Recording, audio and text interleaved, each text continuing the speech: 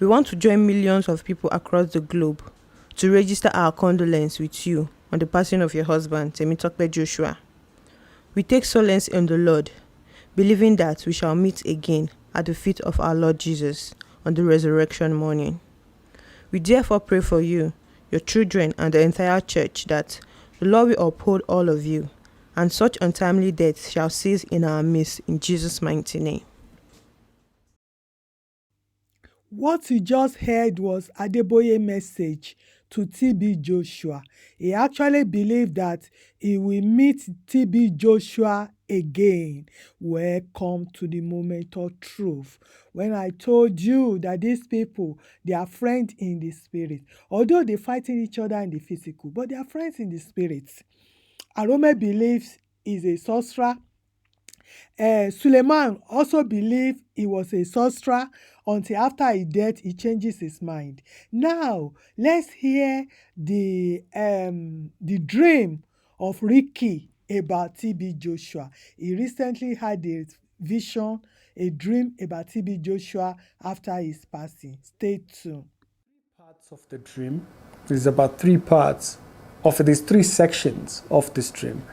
The third section is sad and scary. The middle section is more interpretive. You could get like into all kinds of interpretive stuff. But the first section, that's where a lot of the story of this dream is. So in this dream, I'm in this place. It's like Kasi of a sort. It's not a suburb or anything. It's kind of like Ikasi. Ikasi is like kind of like your hood, in the hood. Houses are a bit distant from each other, but in this particular location. And I can see all the fences of these other houses clear, but there is this house that's without a proper fence. They did have a fence, but it wasn't proper. The fencing wasn't proper. And we walked right in.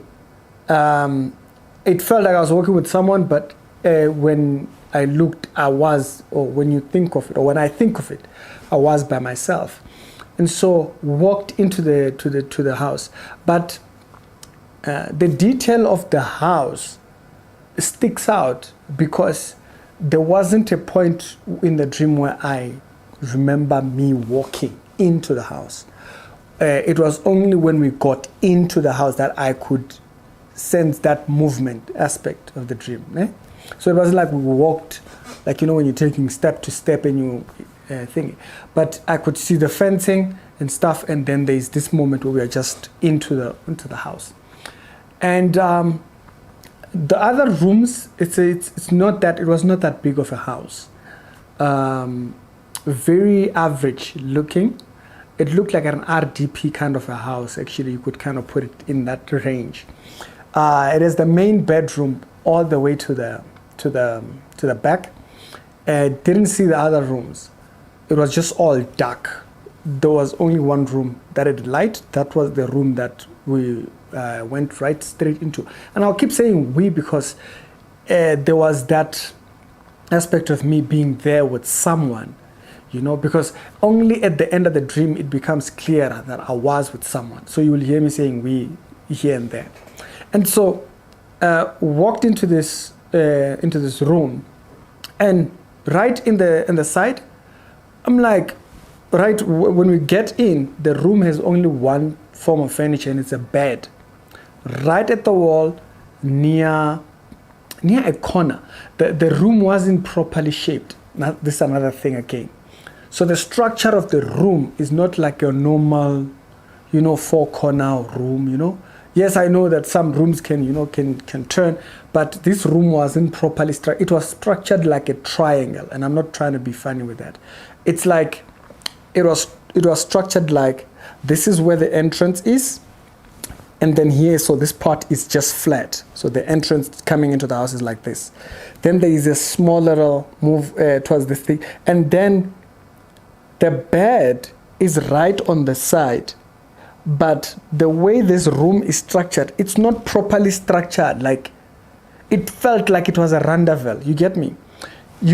Because here it came in, but there was no corner on the side.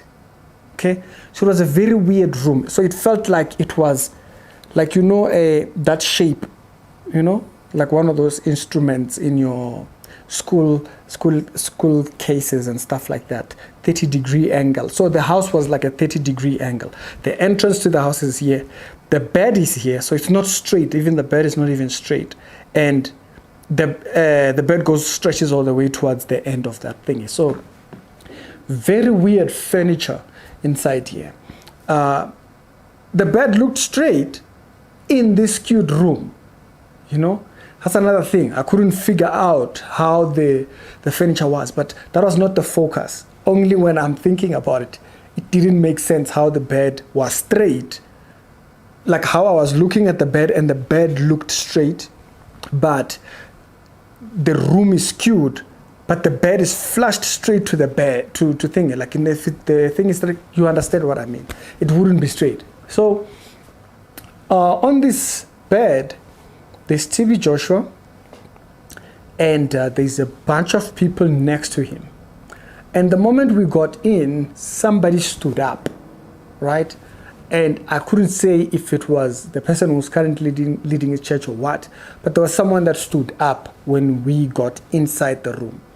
And when we are in the room, TB Joshua is next to the bed. He isn't sitting on the bed. He is kneeling. Like, when you were kids and you have a lot of friends and you're trying to have a better place for you to draw out what you're drawing out, you use the bed as a writing space. And so there's these people that are sitting next to him, and they are all looking at what he is explaining and interpreting. And he's interpreting the Bible, right? So turns out he's interpreting the Bible. Oh, okay, we're Gucci there. But his interpretation had nothing to do with what they were reading, and his Bible read differently. And the more they read, the more agitated I became. The more I was like, hey, that's not what it's saying. Like, wait, can you guys hear? No, wait, that's not what it's saying. And these people were in La La Land. They couldn't hear me, like completely. They could not hear me for anything. And I kept talking, For the longest time, I thought, I'll just leave this dream be. But recently there was a story of a young guy. I'll talk about it maybe tomorrow, like so that you can get the details of the story. Young guy recently been arrested, claimed he was the new version of TB Joshua or something like that.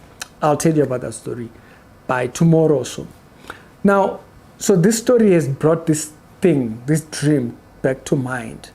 Like the unforeseen dangers of these doctrines that these people are learned, or they learned from this man, or it might be anybody that teaches things that this man taught.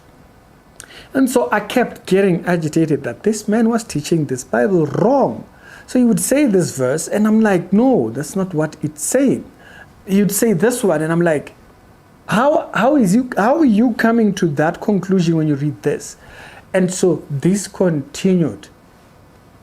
And I tried to get his attention. I tried to get the people's attention next to him. I didn't at once try to talk to the person who stood up. I was talking to the people that were listening to him. Like, it's not saying that. Why are you teaching it like that? And continued. And when this happened until it got late, and this is where the scary part of the dream, right? So I said there's the opening aspect where it's kind of like clear. There's no fencing here. We just got in, and then there's this house. They're chilling down there. The other rooms are not important. It's only this house that's only this room in this house that's important. And so it gets dark, and after it gets dark, so it's night now, and now it's night. It's not like when they were talking, then it became night. No, it's like when we got in, I could see the house with clarity, and I could see the area. But then it became late, and these people, they stood up. But the others didn't. They kept looking at the book, kind of like they were kind of looking at the book. And he stood up, very happy. He was smiling all the way. You are smiling all the way. Now, the smile was not because he just saw something good. I don't know, he believed whatever he was teaching them. Now, remember, in the dream, I kept saying, no, you can't interpret what you're saying. You can't get that from this verse. They interpret this verse. I'm like, no, it's not saying that.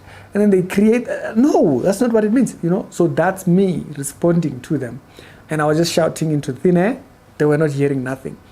He stood up and he was smiling from green to green. I think that's what they say.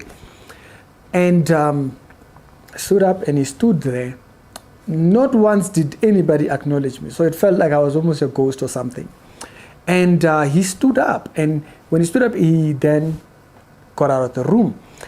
When he got out of the room, I saw him only walk out. So the others, they were glued on the book. So this is the part where it got a bit foggy. Like, how did we get out of the house? It became foggy. But it was only him that walked into the dark out of this room. And then I kind of followed him like, hey, these folks have the wrong teaching. These people are... So I followed. But then, it felt like I came back, but there was no one. So they followed him as well.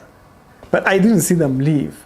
It was just like, while I'm trying to speak to him, I come back. Instantly, they are not there. Everybody has followed him. And so I ran after him. And when I ran after him, there's this huge tree, right? They just kind of like distracted. That kind of distracted me. They were just huge.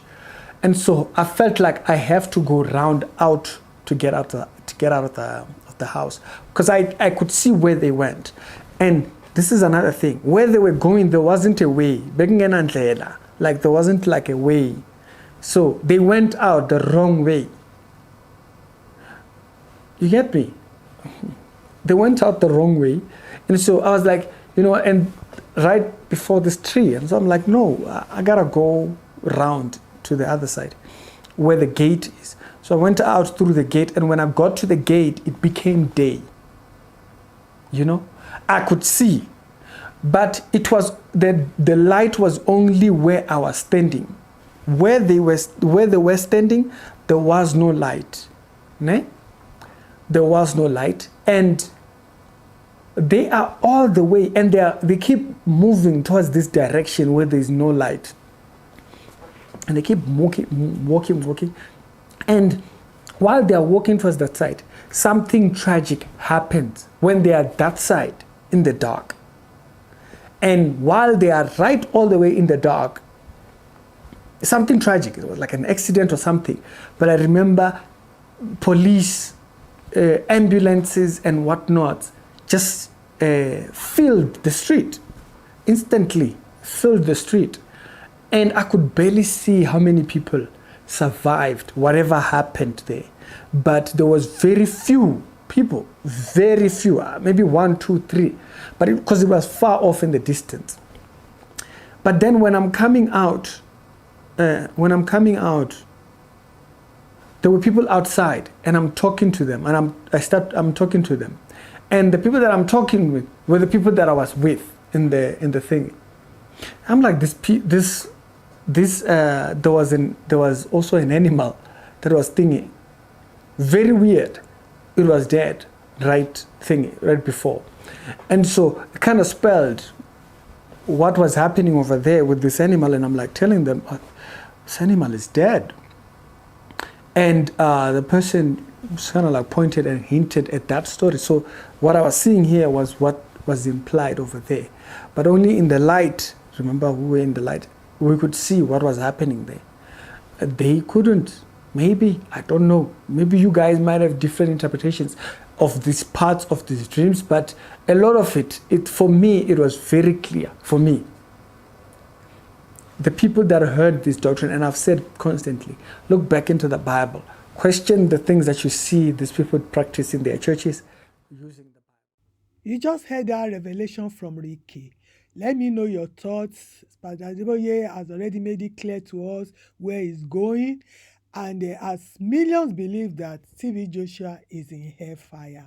considering his work and everything, because the Bible tells us that he tests every work with fire. And I see you on my next video. Bye for now.